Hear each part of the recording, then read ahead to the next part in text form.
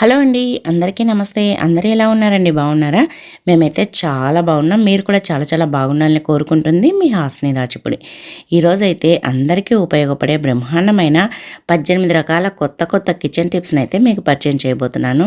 మరి వీడియోనైతే స్కిప్ చేయకుండా చూడండి. ఇవైతే మన రియల్ లైఫ్‌లో చాలా బాగా ఉపయోగపడే టిప్స్. అలాగే మీకు ఈ 18 టిప్స్‌లో మీకు ఏ టిప్ నచ్చిందనేది కామెంట్ చేయండి. వీడియో నచ్చితే ప్లీజ్ ఒక లైక్ అయితే ఇచ్చేసేయండి. మీరు ఒక లైక్ ఇవ్వడం వల్ల వీడియో చాలా మందికైతే సజెస్ట్ అవుతుంది. అందుకే మీరు వీడియో చూసేటప్పుడే ప్లీజ్ ఒక లైక్ అయితే ఇచ్చేసేయండి. ఇంకా లేట్ చేయకుండా ఈరోజు వీడియోలోకి వెళ్ళిపోదాం. ఇప్పుడైతే ఫస్ట్ టిప్ ఏంటంటే, మనమైతే నెయ్యి కొంతమంది ఇంట్లో తయారు చేస్తూ ఉంటారు.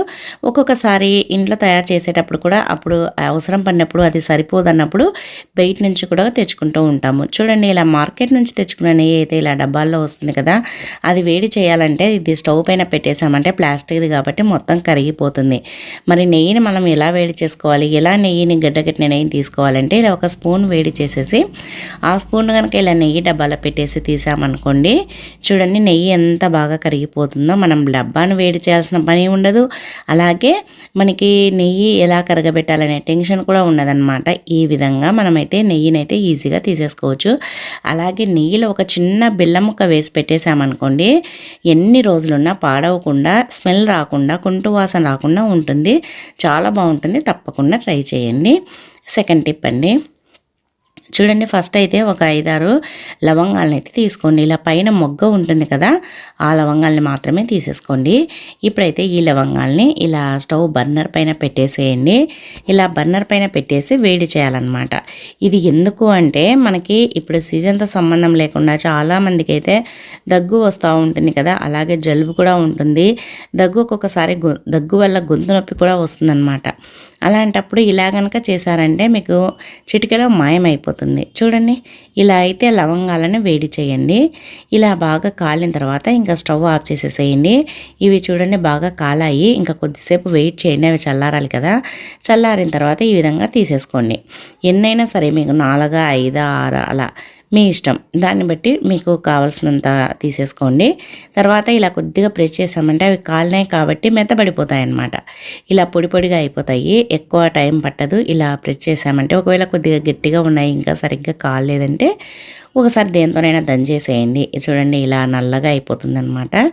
ఇలా అయిపోయిన పొడి చేసేసుకొని నల్లగా అయిపోయిన దాంట్లో కొద్దిగా హనీ అయితే వేసుకోవాలన్నమాట. ఇలా వీడియోలో చూపిస్తున్నట్లుగా కొద్దిగా హనీ వేసేసుకొని ఇప్పుడు ఈ లవంగాల పొడిని ఇలా బాగా కలిపేసేయండి హనీలో.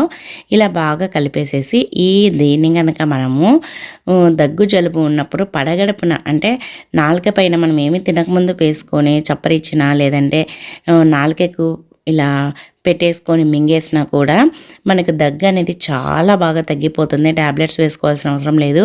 చాలా బాగుంటుంది. ఒకసారి ట్రై చేసి చూడండి. ఇంకా నెక్స్ట్ టిప్ అండి. చూడండి, చాలామంది అయితే డైట్లో ఉంటూ ఉంటారు కదా. డైట్లో ఉన్నప్పుడు సరిగ్గా తినక కళ్ళు తిరుగుతూ ఉంటాయి. అలాగే నీరసం కూడా వస్తూ ఉంటుందన్నమాట. అదీ కాక ఇప్పుడు సమ్మర్ కాబట్టి తొందరగా కళ్ళు తిరుగుతాయి. అందుకోసమని మనం బయటికి వెళ్ళేటప్పుడు కానీ ఇంట్లో ఉన్నా కూడా నీరసం రాకుండా ఉండాలంటే అప్పుడప్పుడు కొద్దిగా వాటర్లో హనీ అయితే వేసుకోండి. మరీ హనీ వేసుకుంటే లావ్ అయిపోతారు కదా అనుకోవద్దు. మనము కావాల్సినంత హనీని తీసుకుంటే ఏమీ ప్రాబ్లం ఉండదన్నమాట. ఎప్పుడైనా మనము డైట్లో ఉండి కళ్ళు తిరుగుతున్నాయన్నప్పుడు కానీ, బయటికి వెళ్ళాల్సి వచ్చినప్పుడు కానీ నీరసం రాకుండా ఉండాలంటే ఇలా కొద్దిగా హనీని వాటర్లో కలిపేసుకొని తాగేసామంటే డైట్లో ఉన్నప్పుడు చాలా బాగుంటుంది. కళ్ళు తిరగకుండా ఉంటాయి.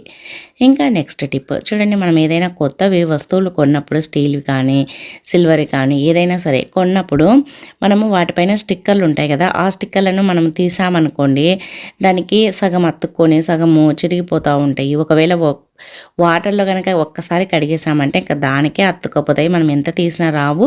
తీసినా కూడా సరిగ్గా సగం అతుక్కొని సగం పేపరు ఊడిపోయి వస్తుందన్నమాట. అలా ప్రాబ్లం లేకుండా మనకి కరెక్ట్గా స్టిక్కర్ ఎక్కడైతే అతికిచ్చారో ఆ ప్లేస్ మొత్తం వచ్చేసేయాలి, ఎక్కడ అతుక్కోకుండా. అంటే ఇలా మనము ఎక్కడైతే స్టిక్కర్ ఉందో దాన్ని ఇలా స్టవ్ పైన పెట్టేసి వేడి చేయండి.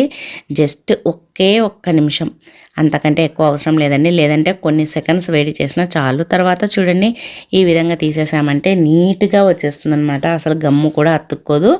ఎక్కడ చిరిగిపోవడం కానీ లేదంటే అతుక్కోకుండా నీట్గా వస్తుంది. ఈ టిప్ని అయితే ట్రై చేయండి. ఇంకా నెక్స్ట్ టిప్ చూడండి మనమైతే సమ్మర్ కదా, బియ్యాన్ని ప్రతి ఒక్కరు కొత్తవి కొంటూ ఉంటారు సంవత్సరం పాటు స్టోర్ చేసుకోవడానికి. అలాగే మనం బియ్యం కొత్తవి కొన్నప్పుడు అవి మంచివా కాదా, దీంట్లో కల్తీ కలిసిందా లేదంటే ప్లాస్టిక్ ఏవైనా కలిపారా రైస్ అనేదాన్ని కనుక్కోవాలంటే ఈ టిప్ని అయితే ట్రై చేయండి. ఇప్పుడు ప్రతి ఒక్కటి కల్తీ అవుతున్నాయి కాబట్టి మనము ఇలా టెస్ట్ చేసుకోవడంలో అస్సలు తప్పు లేదండి. ఈ విధంగా బియ్యాన్ని మనము స్టవ్ బర్నర్ పైన ఇలా పెట్టేసేయండి. మీరు కొన్ని బియ్యాన్ని ఇలా పెట్టేశారంటే తెలిసిపోతుందన్నమాట. ఇంకా కావాలంటే మనము దేనిపైనైనా వేసి కూడా వెలిగించేయచ్చు. తర్వాత ఇలా చూడండి, ఇప్పుడైతే స్టవ్ వెలిగించేసామంటే ఆ బియ్యం అనేది కాలుతాయి కదా, ఈ విధంగా కొద్దిసేపు హై ఫ్లేమ్లో పెట్టేసి తర్వాత సిమ్లో పెట్టేసి ఆ బియ్యాన్ని ఇలా కాలనివ్వండి. ఇవి ప్లాస్టిక్ అయితే ఇవి కాలేటప్పుడే కరిగిపోతాయి అన్నమాట. మీరు కావాలంటే ఇంకా ఇలా ఇది వేడెక్కేటప్పుడు అంటే కాలేటప్పుడు కొన్ని బియ్యాన్ని కూడా వేసుకోవచ్చు. అది ప్లాస్టిక్ది అయితే కరిగిపోతాయి, ప్లాస్టిక్ వాసన వస్తూ ఉంటుంది. ఎక్కడైనా ఒక్కొక్కటి కలిసినా కూడా మనకి కరిగిపోయి ప్లాస్టిక్ వాసన వస్తుంది. అలాగే మనం ఇలా అన్నప్పుడు చూడండి, ఇవి తునిగిపోతున్నాయి కానీ అసలు కరిగిపోలేదన్నమాట. ఇలా కాలాయి కానీ కరిగిపోలేదు. అందుకోసమని ఇలా మనకి తునిగినాయి అని అంటే ఇవి మంచి బియ్యం అనమాట. ఎందుకంటే దీంట్లో ఏవి కల్తీ కలసలేదు, లేదంటే పిండి అయిపోయినా పర్లేదు, అవి మంచి బియ్యము. ప్లాస్టిక్ కలిసింటే మనం వేడి చేయంగానే కరిగిపోతాయి కదా, అందుకోసమని ఈ టిప్ని అయితే ట్రై చేసి మనకి బియ్యం మంచివా కాదా, దీంట్లో కల్తీ కలిసింది అనేది తెలుసుకోవచ్చు అనమాట. నెక్స్ట్ టిప్ అండి, ఫస్ట్ అయితే ఒక చిన్న గిన్నె అయితే తీసేసుకోండి. దాంట్లో ఒక 1/2 టేబుల్ స్పూన్ అంతా వ్యాజ్లిన్. మీకు డైలీ ఇలా కలిపేసుకొని చేసుకోవచ్చు అని అనుకుంటే కొద్దిగా అంటే కొద్దిగా ఒక చిన్న అంటే ఒక చిన్న బియ్యం గింజంత వ్యాజ్లిన్ అయితే తీసేసుకోండి.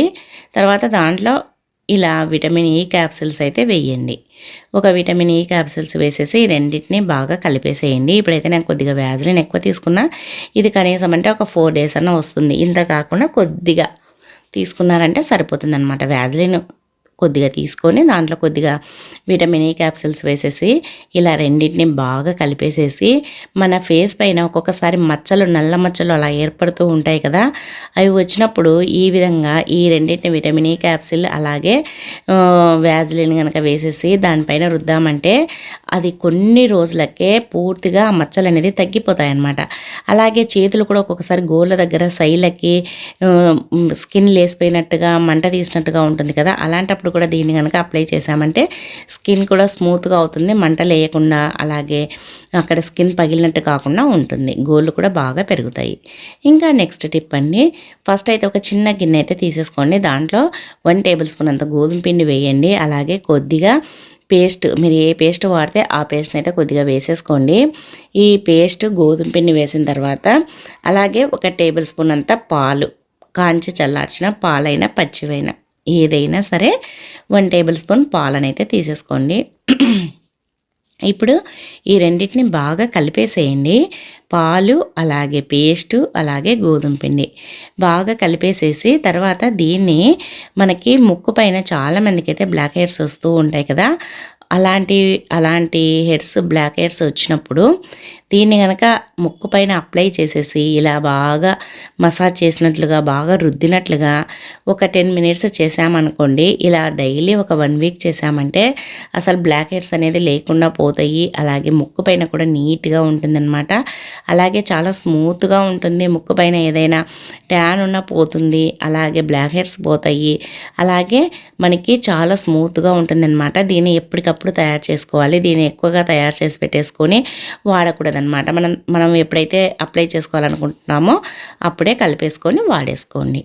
ఇంకా నెక్స్ట్ టిప్ చూడండి, మనం ఎక్కడికైనా ఊర్లకు వెళ్ళినప్పుడు కానీ ఫంక్షన్లకు వెళ్ళేటప్పుడు కానీ హ్యాండ్ బ్యాగ్లో మనం మనీని అయితే పెట్టుకుంటూ ఉంటాం కదా, మనము ఎక్కడంటే అక్కడ హ్యాండ్ బ్యాగ్ పెట్టేసామంటే ఒక్కొక్కసారి డబ్బులు పోయే ఛాన్స్ ఉంటుంది.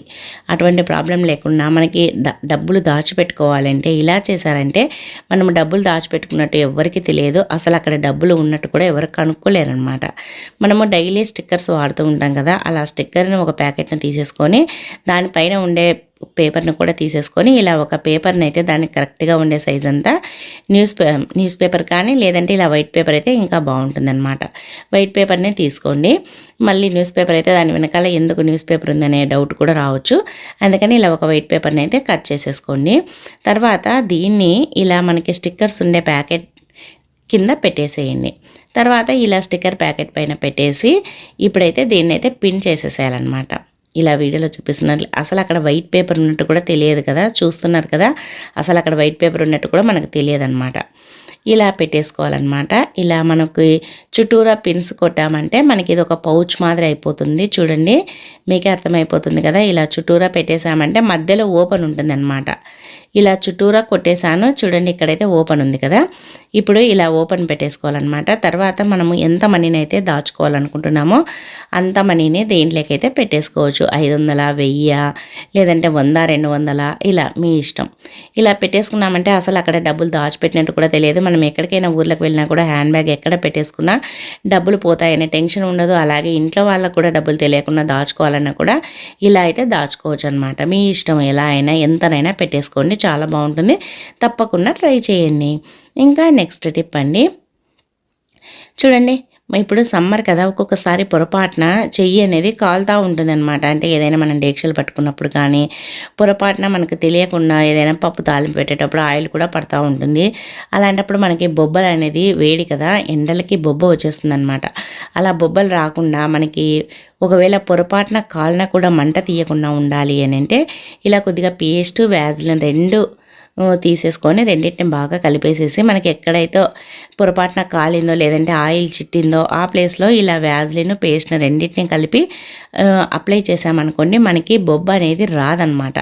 అలాగే అక్కడ మంట కూడా తీయదు, ఎర్రగా కూడా కాకుండా ఉంటుంది. కానీ దీన్ని మనము ఖచ్చితంగా పన్న వెంటనే మనమైతే అప్లై చేయాలి. మనకి టైం తీసుకొని అప్లై చేసామంటే బొబ్బ వచ్చేస్తుంది. పన్న వెంటనే ఇలా కనుక చేశారంటే చాలా బాగా ఉపయోగపడుతుంది, బొబ్బ రాదు, అలాగే అక్కడ నొప్పి కూడా లేకుండా ఉంటుంది. నెక్స్ట్ టిప్ అండి, ఒక 4 బెండకాయలను అయితే ఫ్రెష్గా ఉండే బెండకాయలను అయితే తీసేసుకోండి. ఆ బెండకాయలు ఒకవేళ ముదిరినా కూడా పర్లేదు, కానీ ఫ్రెష్గా ఉండాలన్నమాట. తర్వాత ఈ విధంగా పెద్దగా ఉండే బెండకాయలు అయితే ఇలా 4 పీసెస్గా కట్ చేసేసుకోండి. ఫస్ట్ ఇలా 2 కట్ చేసేసుకొని తర్వాత ఇలా 2 కట్ చేసేసుకోండి, మధ్యలో కట్ చేసి ఇలా కట్ చేసేసుకోవాలన్నమాట. ఇవి ఫ్రెష్గా ఉండే బెండకాయలు అయితే బాగుంటుంది. ఇలా కట్ చేసుకున్న తర్వాత ఇప్పుడు వీటిని ఎందుకు వాడతాము అని అంటే, చాలామందికి అయితే షుగర్ అనేది ట్యాబ్లెట్స్ ఎన్ని వాడినా కంట్రోల్లో ఉండదు.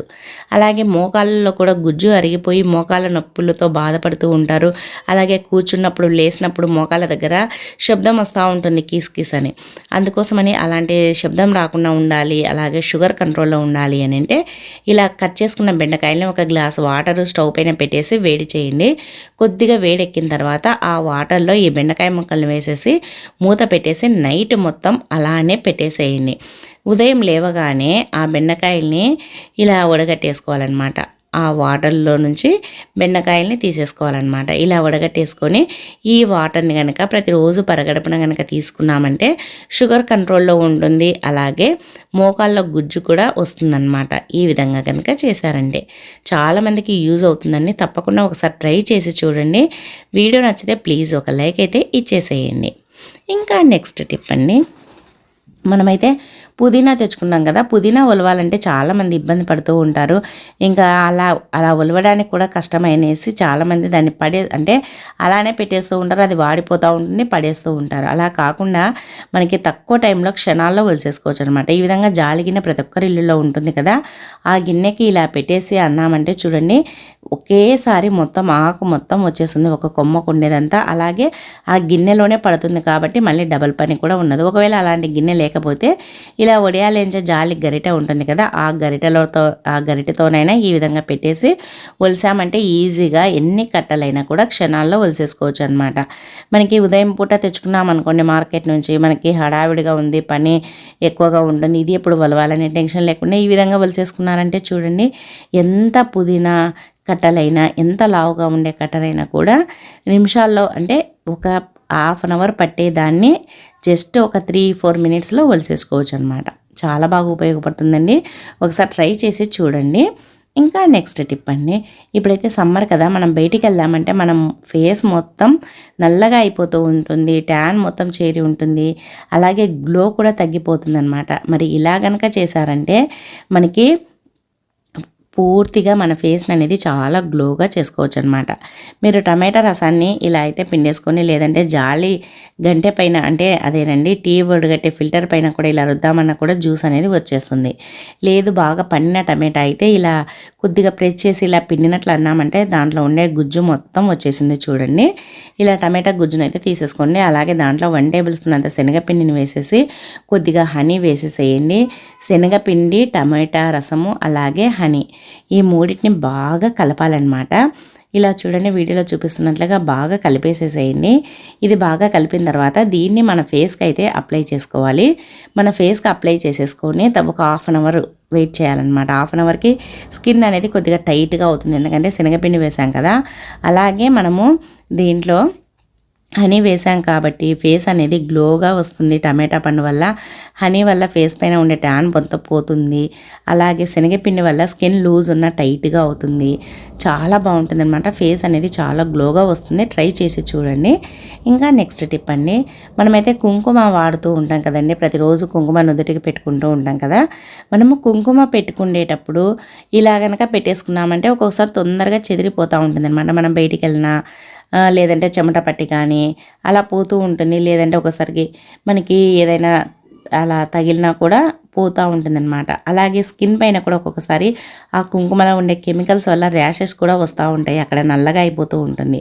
అందుకోసమని అలాంటి ప్రాబ్లం లేకుండా ఉండాలంటే మీరు ఏ మాయిశ్చరైజర్ వాడినా, ఏ క్రీమ్ వాడినా దాన్ని కొద్దిగా నుదుటిపైన అప్లై చేసేసుకొని తర్వాత కుంకుమ పెట్టుకున్న కుంకుమ కూడా నీట్గా ఉంటుంది. అలాగే చక్కగా రాలిపోకుండా ఉంటుంది. అలాగే అక్కడ స్కిన్ అలర్జీ కూడా రాకుండా ఉంటుంది. అలాగే నీట్గా రౌండ్గా కూడా పెట్టేసుకోవచ్చు అనమాట. తప్పకుండా ట్రై చేయండి. ఇంకా నెక్స్ట్ టిప్ అండి, మనము గోధుమ పిండి వాడుతూ ఉంటాం కదా. గోధుమ పిండి కానీ జొన్న పిండి కానీ ఎక్కువగా పట్టించుకున్నప్పుడు అది పురుగు పట్టకుండా ఉండాలి, ముక్కిన వాసన రాకుండా ఉండాలి, ఫ్రెష్గా ఉండాలి అని అంటే ఇలా కనుక చేశారంటే ఎన్ని రోజులున్నా పురుగు అనేది పట్టదనమాట. ఏం లేదండి, బిర్యానీ ఆకులు ఉంటాయి కదా, మీరు పిండి క్వాంటిటీని బట్టి 3, 5 లేదంటే ఎక్కువ ఉంటే ఇంకా కొన్ని ఎక్కువ ఆకులను వేసేసి ఇలా మధ్యలోకి ఒత్తేసి పెట్టేసామనుకోండి, మనకి పిండి అనేది ఎన్ని రోజులున్నా పురుగు పట్టకుండా పాడవకుండా ఫ్రెష్గా ఉంటుంది. తప్పకుండా ట్రై చేయండి. ఇంకా నెక్స్ట్ టిప్ అండి, మనమైతే ఆయిల్ కెటిల్ని వాడుతూ ఉంటాం కదా. ఆయిల్ కెటిల్ని మనము అప్పుడప్పుడు క్లీన్ చేస్తూ ఉంటాము. మనము కొన్ని రోజులు కనుక క్లీన్ చేయకపోయినామంటే ఈ విధంగా జిడ్డు జిడ్డుగా అయిపోతూ ఉంటుంది. సడన్గా ఎవరైనా మన ఇంటికి ఫ్రెండ్స్ కానీ బంధువులు కానీ వస్తున్నాము అని చెప్పారనుకోండి, ఆయిల్ అంతా తీసేసి నీట్గా కడగాలంటే కొద్దిగా టైం పడుతుందన్నమాట. మనకి అప్పుడప్పుడు అర్జెంటుగా చేసుకోవాలి. మనకి ఇప్పుడు ఫ్రెండ్స్ వచ్చారనుకోండి, కిచెన్లోకి వస్తారు కదా, చూడడానికి కూడా బాగోదు బంధువులు వచ్చినా అన్నప్పుడు ఇలా మనము ఆయిల్ కెటిల్ పైన ఇలా కొద్దిగా ఏదైనా సరే పిండి ఉంటుంది కదా, మనము వేస్ట్గా ఏదైనా ఎక్స్పైరీ డేట్ అయిపోయిన పిండి కానీ లేదంటే జొన్న పిండి అలాంటివి ఉంటాయి కదా, ఆ పిండిని కొద్దిగా ఇలా చల్లేసేసుకొని ఇలా స్క్రబ్బర్తో కానీ లేదంటే మెత్తటి పీచుతో కానీ క్లాత్తో కానీ రుద్దామనుకోండి, నీట్గా పోతుందనమాట.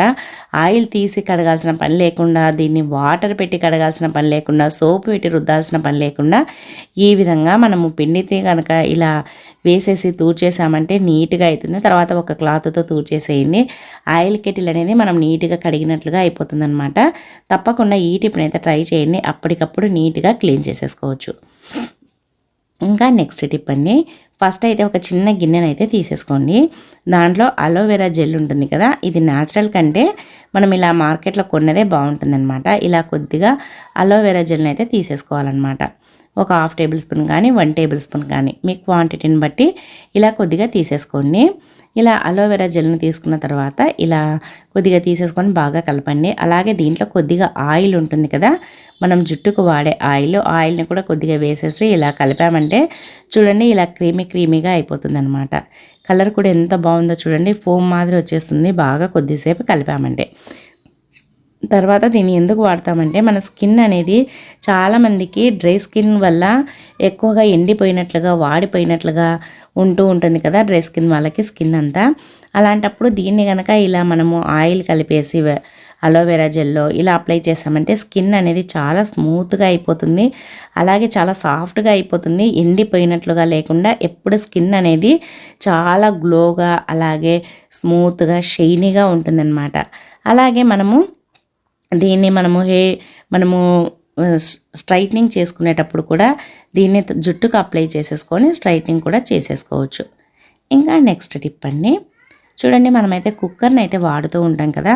కుక్కర్ దీనివల్ల ప్రాబ్లం లేదు, కానీ మూత వల్లనే ఎప్పుడైనా ప్రాబ్లం.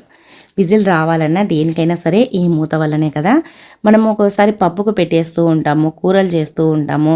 అలాంటప్పుడు ఒక్కొక్కసారి కందిపప్పుది పొట్టు కానీ, లేదంటే ఏదైనా సరే వంటలవి కానీ, కూరగాయలు కానీ ముక్కలు అనేది దీంట్లో ఇరుక్కుంటూ ఉంటాయన్నమాట.